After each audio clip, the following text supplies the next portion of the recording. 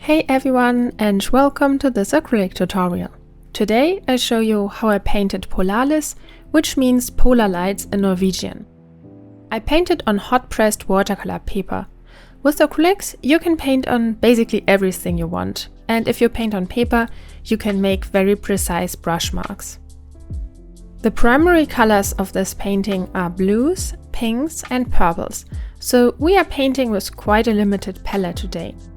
Let's mix a bit of ultramarine green, quinacridone magenta and a bit retarder to fill in the darkest areas first.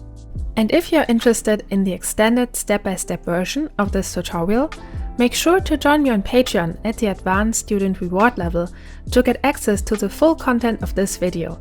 By joining me on Patreon, you get access to almost 200 painting videos and get exclusive discount codes to my live classes and online shop, and that for only $10 a month. What a steal!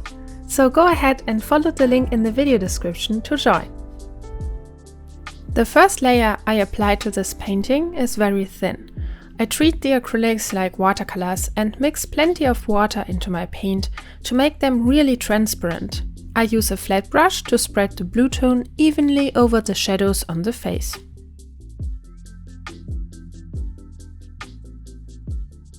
I alternate the colors of the dark areas by adding ultramarine blue and cyan to the mix.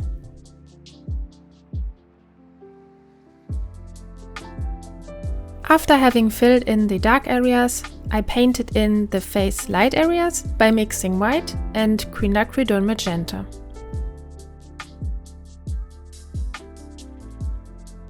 Now let's paint her lips with pure quinacridone magenta.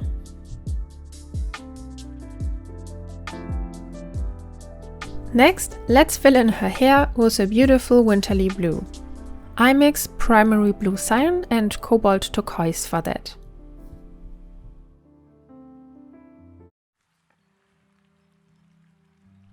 The jelly-like consistency of the paint comes from my heavy use of the retarder. I love the retarder as it helps me give the paint exactly the texture I need. Now it's time to refine the face.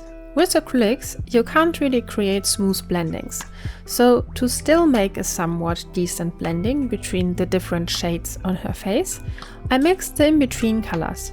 Here I mix white with oxide yellow and red to get this light skin tone. You can also add burnt sienna and cadmium red light to your palette if you have problems mixing the tone.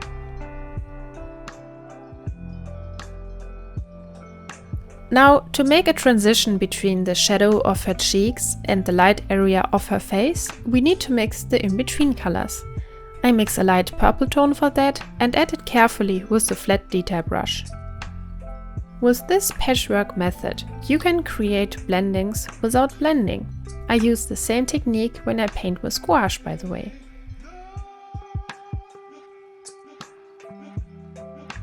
Now let's paint the lashes with ultramarine blue and a detail brush.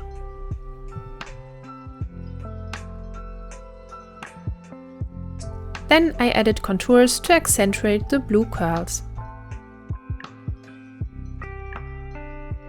Next, I completed the butterfly by painting the light area of its pattern with a light blue tone. I refine its contour with a small detail brush.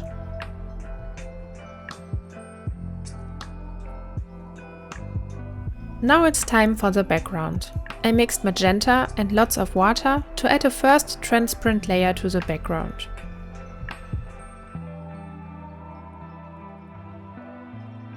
I purposely left white gaps around the figure to create this half-finished look. I wanted the portrait to really come out from the background, so I further darkened it on certain areas. And then, after it had dried, I added lots of stars with opaque white. Now, you can decide for yourself if you want to add splashes. In this case, I wanted to add splashes because I thought the round circle for itself looked a bit bland. It's always a risk to splash around with paint because you never know where it lands.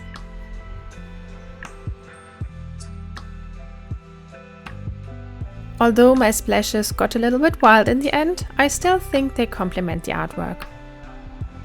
And that's the finished piece. I quite like how it turned out, and I enjoyed that the process was a bit different from my other paintings. And I hope you liked it too. So I see you in the next one. Have a wonderful painting day. Bye bye!